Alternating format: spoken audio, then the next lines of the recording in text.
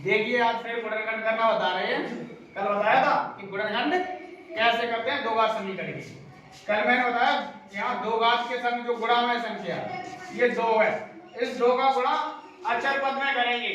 अचर पद मतलब जो ओनली जिसके संग एक्स नहीं है, तो दो का गुणा 6 में, तो दो का गुणा 6 में करेंगे, 2 चिन्ह 12।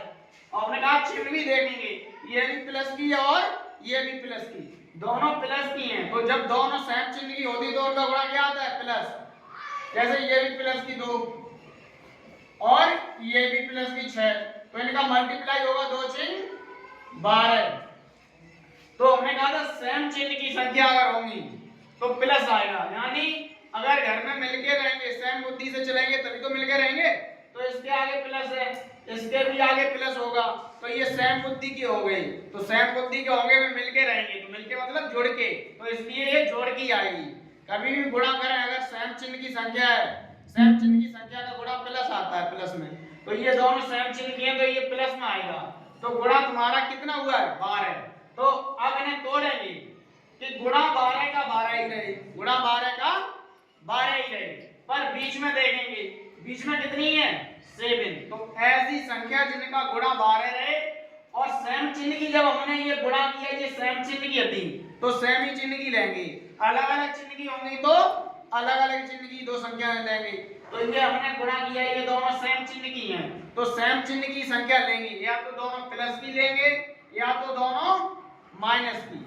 पर ये कैसे पता चलेगा कि दोनों सेम चिन्ह की प्लस की लेंगे कि माइनस की, तो इसमें बीच में देखेंगे, बीच में अगर माइनस है तो माइनस की लेंगे, अगर बीच में प्लस है तो प्लस की लेंगे, बीच में माइनस है तो ये माइनस वाली दोनों संख्या लेंगे, ये नहीं लेंगे।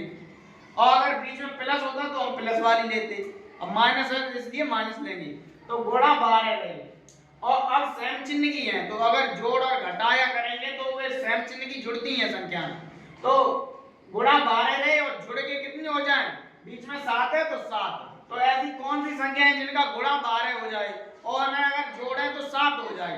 तो 3 और 4 का गुणा करेंगे कितना होगा, 12, और अगर इन्हें जोड़ेंगे तो कितना होगा, 7।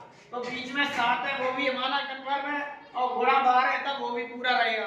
तो बीच में यही 7 को 3x और 4x में तोड़ देंगे, 3 और 4 में तोड़ लिया 7 को, क्योंकि 3 और 4 का गुणा 12 है, क्योंकि हमारा गुणा 12 था इसलिए गुणा 12 ही रहे और जुड़ के 7 हो जाए। जुड़ के क्यों, क्योंकि बीच में हमने कहा था सेम चिन्ह की होगी वो जुड़ेंगी, तो जुड़ के 7 रहे गुणा 12, तो 3 और 4 का गुणा 12 होगा, ये जोड़ेंगे तो कितना हो जाएगा, 7।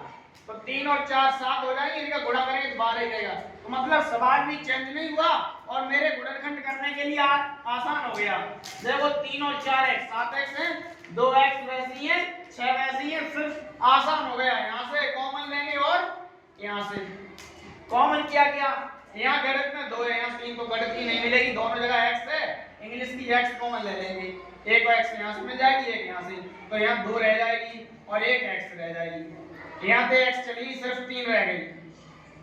ऐसा ही ब्रैकेट यहाँ में बनेगा, सेम यहाँ से कॉमन लेनी है, यहाँ गणित की दोनों में से कॉमन मिलेगी कितनी, 2 लेंगे। अब चिन्ह ये प्लस की है पहले वाली, दूसरी माइनस की, पर इसमें पहले वाली माइनस की है दूसरी वाली प्लस की, और हमें ऐसा ही ब्रैकेट सेम बनाना होता है।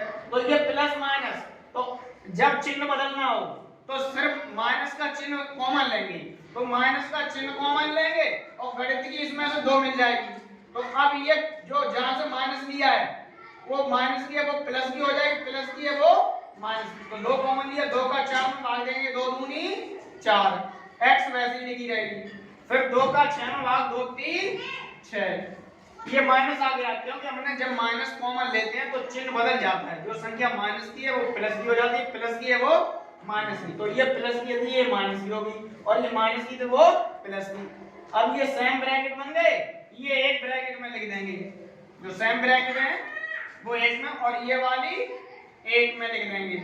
यही गुणनखंड होते हैं, ये क्या होते हैं, गुणनखंड। यहीं से कोई x की वैल्यू पूछे या शून्य पूछे तो क्या करेंगे, इसके बराबर एक बार 0, एक बार इसके बराबर 0, तो जब अगर x की वैल्यू निकालनी है तो जब एक बार लिख देंगे 2x माइनस 3 बराबर 0, तो ये 3 उधर जाएंगे तो प्लस भी हो जाएंगे, तो 2x बराबर 3। फिर ये 2 है, इसके अपॉन में जाएंगे तो 3/2। तो x का मान कितना आ गया 3/2। अब इसके बराबर ब्रैकेट के 0 कर देंगे, जब x माइनस 2 बराबर 0, तो 2 बाहर हट जाएंगे तो प्लस की हो जाएंगी, तो x की वैल्यू 2 आ गई, 1 आ गई। मतलब जब भी हमें शून्य बोले या x की वैल्यू लिखवा तो बराबर में 0 चलाना होता है, इसलिए हम 0 कर देते हैं बराबर में। यही आंसर है दोनों। x के मान को मुझे शून्य क्या है तो ये मान होते हैं, यदि 2 का समीकरण है तो 2 मान होते हैं, 3 का समीकरण होगा तो x के 3 मान आएंगे, 4 का समीकरण होगा तो 4 मान आएंगे। ये 2 का समीकरण था इसलिए x के कितने मान आए 2, एक ये और एक ये।